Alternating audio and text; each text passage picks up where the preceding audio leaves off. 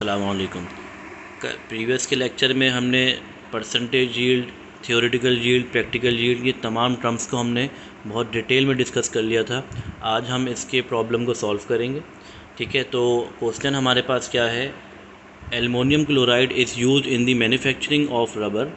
It is produced by allowing Al is react with Cl2 gas at 650 degree centigrade. देखिए पहले question में सिर्फ क्या बताया गया कि एल्युमिनियम क्लोराइड जो है वो मैन्युफैक्चर हो रहा है, मैन्युफैक्चरिंग ऑफ रबर, वो मैन्युफैक्चरिंग रबर से मैन्युफैक्चरिंग होता है। ठीक है, इट इज़ प्रोड्यूस्ड बाय, ये कहाँ से मिलता है हमें, it is produced by the allowing aluminium is react aluminium to react with chlorine gas. ठीक है, जब हम एल्युमिनियम को क्लोरीन से रिएक्ट करेंगे तो हमें जो है वो एल्युमिनियम क्लोराइड मिलता है हमें। ठीक है, तो हमारे पास एल्युमिनियम क्लोराइड जो है वो रबर बनाने में हमारी हेल्प करता है, तो इस वजह से एल्युमिनियम क्लोराइड जो है वो रबर बनाने में यूज़ हो रहा होता है।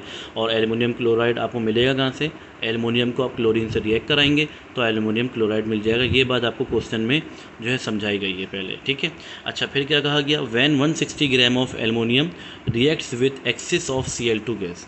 क्या कहा गया, आपको 160 ग्राम का एल्युमिनियम जो है वो रिएक्ट कराया गया क्लोरीन के साथ और 650 ग्राम ऑफ एल्युमिनियम क्लोराइड इस प्रोड्यूस। कितना ग्राम, 650 ग्राम जो है वो क्या हुआ, प्रोड्यूस्ड हुआ है एल्युमिनियम क्लोराइड। तो बात को ज़रा समझिएगा, यहाँ पे एल्युमिनियम जो है जब 160 ग्राम का हमने यूज़ किया है, ठीक है, जिसमें हमें 650 ग्राम जो है एल्युमिनियम क्लोराइड मिला है। ये बात क्या बात समझा रही है कि आपको एक्सपेरिमेंट परफॉर्म करा गया है जिसमें 160 ग्राम का एल्युमिनियम डाला गया, तो क्लोरीन के साथ रिएक्ट कराया गया। क्लोरीन की क्वांटिटी नहीं दी हुई, बस ये बताया हुआ क्लोरीन जो है एक्सेस में डाला गया। ठीक है, एल्युमिनियम को डाला गया 160 ग्राम, क्लोरीन के साथ रिएक्ट कराया तो आपको 650 ग्राम जो है वो क्या मिल गया, एल्युमिनियम क्लोराइड मिल गया। तो इसका मतलब ये हुआ कि 650 ग्राम जो है वो एक प्रैक्टिकल यील्ड है। ये प्रैक्टिकल एक्सपेरिमेंट परफॉर्म करने के बाद आपको रिजल्ट मिला है, तो ये प्रैक्टिकल यील्ड है। What is the percentage yield of AlCl3, percentage yield बतानी है आपको। ठीक है, एटॉमिक मासेस दे दिए, एल्युमिनियम को 27, Cl का 35.5। ठीक है, अब जल्दी से हम डेटा पे चलते हैं। तो डेटा मैंने यहाँ पर ऑलरेडी बना लिया था, आपको मैं समझा देता हूँ कि मास ऑफ एल्युमिनियम 160 ग्राम दिया हुआ है क्वेश्चन में, मास ऑफ एल्युमिनियम क्लोराइड 650 ग्राम दिया हुआ है, और मैंने यहाँ पर मेंशन कर दिया है कि ये चीज़ क्या है, ये प्रैक्टिकल यील्ड है, ये आपको एक्सपेरिमेंट परफॉर्म करने के बाद मिली है और यहाँ पर क्वेश्चन में गिवन दी गई है। ठीक है, अब क्या कहा गया, परसेंटेज यील्ड मालूम कीजिए। अब आपको पता है परसेंटेज यील्ड का फॉर्मूला क्या है, practical yield divide by theoretical yield multiply by 100। तो आपके पास प्रैक्टिकल यील्ड तो है लेकिन थ्योरेटिकल यील्ड नहीं है। अब आपको सॉल्व करने के लिए पहले क्या करना पड़ेगा, थ्योरेटिकल यील्ड निकालना पड़ेगा, फिर उसको practical yield divide by theoretical yield, फिर मल्टीप्लाई बाय 100 करेंगे तो आपको रिजल्ट में जो आंसर आएगा वो परसेंटेज यील्ड निकल जाएगी एल्युमिनियम क्लोराइड की।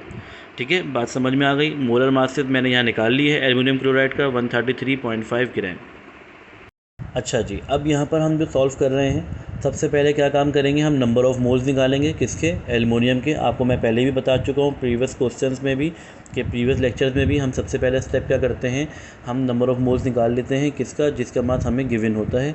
तो एल्युमिनियम का मास जो गिवन है हम यहाँ पर नंबर ऑफ़ मोल्स निकाल लेंगे।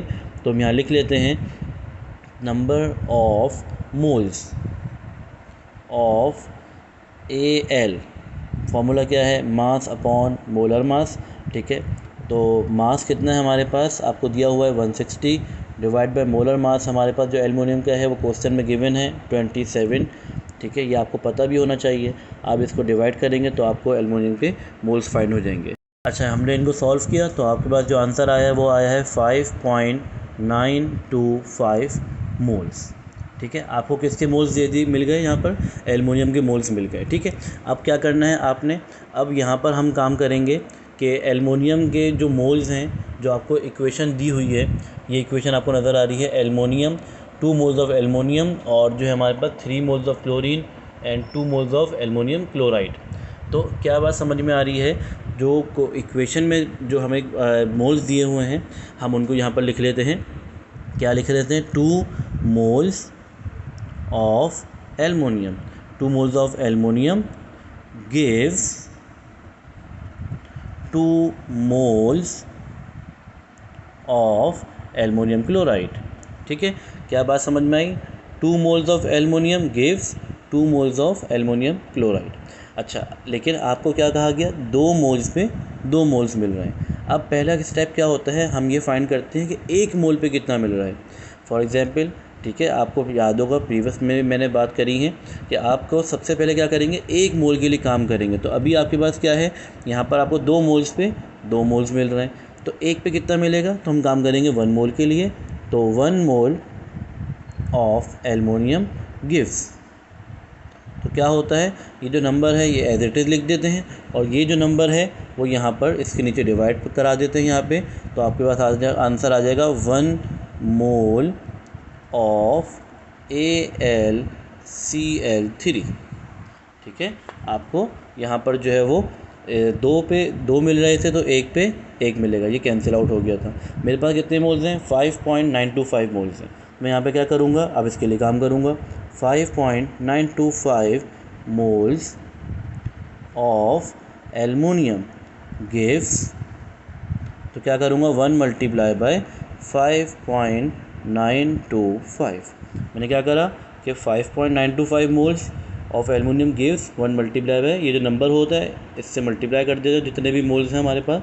तो आपको पता है 2 पे 2 मिल रहे थे, 1 पे 1 मिल रहे हैं, तो 5.925 पे कितने मिलेंगे, सेम आंसर आएगा, 5.925 मोल्स ही मिलेंगे आपको। ठीक है, अच्छा, तो हमने क्या करा, हमने यहाँ पर जो है नंबर ऑफ़ मोल्स फाइंड कर लिए, किसके, एल्युमिनियम के। क्यों फाइंड करें, ताकि हम थ्योरेटिकल यील्ड निकाल सकें। अब कैसे निकालेंगे, तो अब यहाँ पर वही फॉर्मूला यूज़ करेंगे, नंबर ऑफ़ मोल्स, ठीक है, ये कौन सा वाला, और is equals to mass upon molar mass.